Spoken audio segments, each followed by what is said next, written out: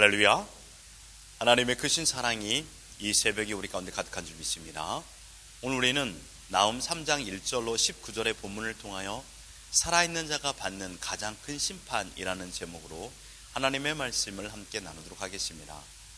우리는 계속해서 나훔서를 묵상하고 있습니다. 나훔서는 BC 663년에서 612년 사이에 기록된 선지서입니다. 예언의 대상 나라는 아수르이죠. 아수르는 607년도에 신바벨론에 의하여 멸망됩니다. 그러니까 나훔은 대략 60년 전에 아수르의 멸망을 예언한 것입니다. 오늘 본문은 아수르가 범한 죄악상을 기록하였고 그 결과 아수르는 처참하게 멸망할 것임을 예언하는 내용입니다. 먼저 아수르의 죄악상이 1절로 4절에서 두 가지로 나옵니다. 1절을 보시면 화 있을진정 피의 성이여 그 안에는 거짓이 가득하고 포악이 가득하며 탈취가 떠나지 아니하는도다. 첫째는 거짓과 포악이 가득하고 탈취가 떠나지 않는다라는 것입니다. 거짓이라는 단어는 자기의 이익을 위해 타인을 해롭게 하는 거짓말입니다. 포악은 다른 사람의 소유물을 힘으로 빼앗는 것입니다. 탈취의 의미는 맹수가 먹잇감을 사냥하다라는 것입니다. 아수르의 죄악은 그러므로 남의 물건을 빼앗기 위해 악하게는 거짓말을 하기도 하고요, 또는 강하게는 행동으로 폭력을 행사하여 자기보다 힘없는 나라의 재물을 빼앗는 것입니다. 잔인한 맹수가 되어 연약한 나라를 먹잇감으로 삼아 사냥하는 죄를 범하였습니다. 또한 1절에서 반복되어 나오는 단어가 가득입니다. 물병에 물이 가득 찼다라는 의미로 니느웨의 악한 범죄는 이제는 수위를 넘은 지 오래가 되었고 악행이 차고 넘쳐 흐르고 있다는 것입니다. 이 정도만으로도 아수르의 죄악상의 수치가 어느 정도인지 쉽게 가늠할 수 있습니다. 4절을 보십시오. 이는 마술에 능숙한 미모의 음녀가 많은 음행을 함이라. 그가 그의 음행으로 여러 나라를 미혹하고 그의 마술로 여러 족속을 미혹하였느니라. 두 번째 니느웨의 죄악상은 강교한 기만, 술책이라고 다른 나라를 미혹하였다는 것입니다. 당시 아수르는 강대국이었습니다. 힘없는 약소국들을 보호해 주겠다라는 우호 외교 전략을 세웠습니다. 처음에는 아수르 국가가 자비를 들어 많은 군사들을 약소국이 지원합니다. 가령 예를 든다면 북이스라엘과 아람의 연합군이 남유다를 공격하였을 때 남유다 편이 되어줄 것처럼 남유다를 미혹하였습니다. 그래서 남유다는 하나님 대신 아수르만을 의지하고 신뢰하게 됩니다. 물론 아수르는 북이스라엘과 아람의 연합군의 공격을 막아주었고 물리치게 됩니다. 그러나 이것이 끝이 아닙니다. 아수르는 북이스라엘을 멸망시킨 후에 남유다를 완전 식물 인간처럼 취급해버렸습니다. 아무것도 할 수 없는 나라로 정치나 경제, 국제정세 모든 분야에서 아수르의 정책에 따라야 하는 꼭두각시가 되게 만들어버린 것입니다. 이러한 미혹의 전략으로 이웃 나라들을 멸망에 이르게 하였습니다. 이것이 하나님의 심판을 받게 된 두 번째 이유입니다. 5절로 7절에서는 우주적 통치자 하나님께서 가입하셔서 니느웨를 심판하실 것임을 예언하고 있습니다. 5절에 보라 내가 네게 말하노니 만군의 여호와의 말씀에 내 치마를 걷어 올려 내 얼굴에 이르게 하고 내 벌거벗은 것을 나라들에게 보이며 내 부끄러운 곳을 뭇 민족에게 보일 것이요. 심판의 내용을 한마디로 정의하자면 아수르는 수치를 당할 것이다 이것입니다. 치마를 올리고 벌거벗긴 채 부끄러운 곳을 모든 민족들에게 보인다라고 했습니다. 만약 어떠한 사람에게 이와 같은 행동을 그것도 길거리 한복판에서 한다고 생각해 보십시오. 그 당사자는 얼마나 수치스럽겠습니까? 그것도 자신의 고향에서, 자신의 회사에서, 자신의 학교에서, 자신의 교회에서 이런 취급을 받는다면 이것보다 더 큰 형벌은 없을 것입니다. 하나님께서는 교만한 니느웨를 심판하실 때 이러한 수치감을 갖게 하셨습니다. 아수르는 그동안 많은 나라들에게 수치를 줬습니다. 그들의 왕들을 부끄럽게 했고 신하들에게 수치심을 주는 행동을 일삼았으며 한 가정의 남편이자 아버지를 조롱했고 힘없는 여인들을 유린하였으며 심지어 그 땅들을 쓸모없게 거름더미로 만들어 아무도 찾지 않는 방치된 황무지가 되게 했습니다. 아수르는 너무도 교만했습니다. 자신의 국력이 영원토록 지속될 것으로 착각하였습니다.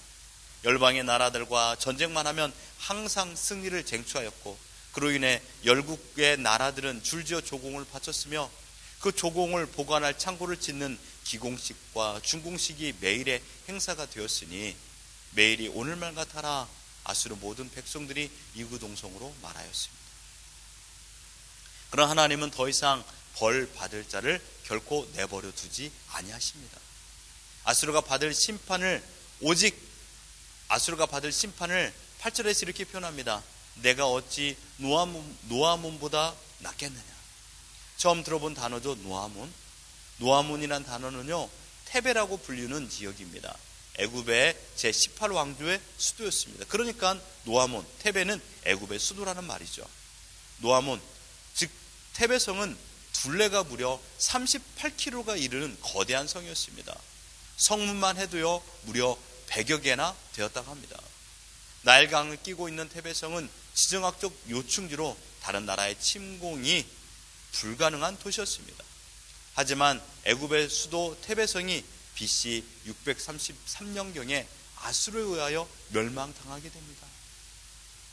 나훔 선지자는 이러한 역사적인 사실을 상기시킴으로써 노아몬이 당했던 멸망이 그 노아몬을 점령한 아수르에게도 동일하게 닥칠 것임을 예언하였던 것입니다. 그 심판의 처참함이 18절과 19절입니다. 아수르 왕이여, 내 목자가 자고 내 귀족은 누워 쉬며 내 백성은 산들에 흩어지나 그들을 모을 사람이 없도다. 내 상처는 고칠 수 없고 내 부상은 중하도다.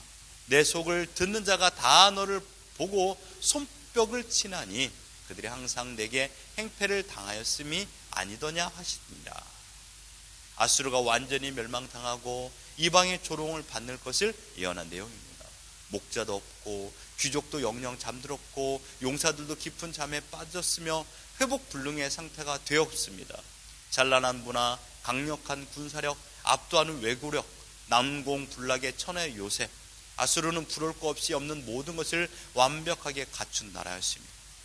모두가 두려움을 느낄 만큼의 강력한 아수르였지만 우주적 통치자이신 하나님의 심판에 BC 603년에 역사의 뒤안길로 사라지게 됩니다. 이것이 오늘 본문의 전반적인 내용입니다. 아수르는 심판받아 멸망에 이르렀고 그 멸망이 아수르에게는 영원한 수치가 되었습니다. 사람들이 보고 비웃으며 손뼉을 치고 즐거워했다라고 했습니다. 여러분, 북이스라엘도 생각해 보십시오. 북이스라엘도 아수르에 의하여 멸망당했을 때 많은 열방의 나라들에게 조롱과 수치를 받았습니다. 천지를 지으시는 하나님을 신으로 믿는 나라가 아수르 신에게 패배하느냐, 그렇고도 하나님의 선민이냐, 이러한 수치와 묘멸감을 받았습니다. 나라가 힘이 없어서 심판을 받아 멸망에 이른 것이 아닙니다. 치명적인 이유는 교만이었습니다. 북이스라엘이 아수르에 의하여 멸망에 이른 것도, 남유다가 아수르의 공격에 치명적인 멸망 직전까지 간 이유도 교만이었습니다. 아수르가 멸망한 이유도 교만 아니었습니까? 하나님은 불신자이든 신자이든 교만한 사람을 결코 내버려 두지 않으십니다. 자신이 잘한다고 생각하는 그 일에서, 또는 자신이 노력해서 얻은 그 위치에서, 가장 높이 올라간 그 자리에서 자신의 치명적인 부족함을 알게 합니다. 그 부족함을 알았을 때는 이미 회복 불능의 상태가 되어버렸습니다. 그래서 누가 와서 자신의 잘못을 손가락질해도 핑계치 못하는 상황에 이르게 되었습니다. 누구나 와서 비웃고 가도 아무런 반항을 하지 못하는 그러한 비참한 상태가 되는 것입니다. 이것이 수치심입니다. 수치심은 부끄러움을 느끼는 마음의 상태입니다. 이것이 살아있는 자가 받는 가장 큰 심판, 즉 수치심입니다. 어느 날 혼자 있어도 얼굴이 붉어질 때가 있습니다. 지난날 자신이 범한 실수나 또는 잘못이 떠오를 때입니다. 그때 내가 왜 그랬을까? 라는 후회와 함께 수치심이 밀려옵니다. 그러나 어떤 이에게는 이 수치심이 자신을 살리는 기회가 되기도 합니다. 한 번 실수는 병가지 상사라는 말이 있지 않습니까? 똑같은 실수를 반복하지 않도록 더 만반의 준비를 할 수 있다는 것에서 소망이 있다는 의미입니다. 교만함으로 수치를 당했다면 다시는 교만한 태도를 가지지 않으려고 하는 것입니다. 값비싼 수업료를 지불한 것이죠. 이러한 사람은 교만으로 다시 넘어지지 않기 위하여 많은 노력을 합니다. 그러니 수치심은 나를 제어하는 강력한 힘입니다. 수치심을 느끼고 있다는 것 자체가 회복할 수 있는 기회라는 것입니다. 만약 예를 들어 술로 수치심을 당했다면 다시는 술로 인하여 수치심을 당하지 않도록 자신을 제어하는 것입니다. 회복할 수 있는 기회라는 것이죠. 하지만 어떤 이들은 수치를 당했음에도 불구하고 또다시 자신이 행한 그 수치스러운 행동을 또 행하고 있다는 것입니다. 술을 먹어서 큰 실수를 보였음에도 불구하고 또다시 술을 먹는 악한 행동을 한다는 것이죠. 정말로 위험한 상황에 놓인 것입니다. 이러한 시간이 계속 흘러가면 노하기를 더디하시는 하나님께서 벌받을 자를 결코 내버려 두지 아니하십니다. 그러므로 수치심은 돌아설 수 있는 마지막 기회입니다. 지금이라도 하나님께 돌아온다라면 수치심이 자긍심으로 바뀔 것입니다. 베드로가 주님을 부인했던 그 일이 얼마나 큰 수치심으로 남았겠습니까? 하지만 주님께 돌아옴으로 말미암아 수치심은 자긍심으로 바뀌어 오직 주님을 위하여 자신의 생명을 모두 드리는 삶을 살 수 있는 것입니다. 하나님께서 우리를 살리시기 위하여 수치심을 허락하셨습니다. 여러분 이것을 깨달으십시오. 수치심을 받았다고 헛된 생각을 하지 마십시오. 난 수치심을 받아서 도저히 살 수 있는 힘이 없어 라고 생각하지 마십시오. 하나님께 돌아오는 것입니다. 수치심을 느낄 적에 회개하고 하나님께 돌아오는 것입니다. 또한 우리 인생 가운데 수치심을 받을 행동을 하지 말아야 됩니다. 아무도 나를 모르고 잊었다고 할지라도 수치심으로 상처난 자신의 마음은 쉽게 치료되지 않습니다. 몸의 외상에 난 부분은 그래도 쉽게 치료할 수 있습니다. 그러나 마음의 내상에 난, 그것도 수치로 상처난 부위는 우리의 힘으로 치료가 되지 않습니다. 자다가도 벌떡 일어나지 않습니까? 오직 나를 위하여 십자가에 달려 죽으신 예수 그리스도의 보혈로만이 치료가 됩니다. 베드로의 마음을 수치로 깊은 상처가 난 부위를 주님의 사랑으로 치료해 주셨듯이 수치로 인한 상처를 받으신 분들이 계시다라면 주님 앞에 나오십시오. 수치심이 떠오릅니까? 회개하십시오. 그리고 주님 앞에 나오십시오. 주님이 우리를 위로해 주시고 치료하여 주시며 새 힘을 주실 줄 믿습니다.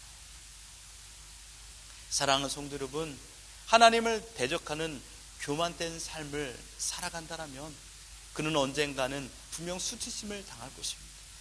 내가 잘했다라고 생각하며 높이 올라간 그 자리에서 밑으로 곤두박질할 것입니다. 그때 그럴 것입니다. 내가 왜 그랬을까? 그때 그 수치심으로 인하여서 지금도 자다가 벌떡 일어난다 할지라도 여러분, 다시는 우리가 그런 죄를 범하지 않지 않습니까? 지금 여러분이 인생 가운데 수치심과 모멸감을 받고 있습니까? 원망과 불평으로 끝내지 마십시오. 하나님께서 우리를 살리려고 마지막으로 기회를 주신 것입니다. 지금 하나님께 돌아오십시오. 살아있는 사람이 받는 가장 큰 심판은 수치심입니다. 살아있기 때문에 느끼는 것입니다. 만약 죽는다라면 수치심도 느끼지 못합니다. 그러나 그의 가족과 그의 자손들은 그 수치심을 당합니다. 수치심을 더 이상 우리 자녀들에게 물려주지 마십시오. 지금 이 시간 하나님께 돌아오십시오. 하나님께 돌아온다라면, 회개하고 하나님께 돌아온다라면 하나님께서 우리에게 회복의 은혜로 허락하여 주실 줄 믿습니다. 그리고 하나님께서 모든 수치심을 다 회복시켜 주실 줄 믿습니다. 하나님께서 우리와 함께 하신다라고 약속하여 주셨습니다. 하나님께 돌아오십시오. 하나님과 동행하는 복된 하루를 살아가는 우리 모두가 되기를 예수 그리스도 이름으로 축원합니다.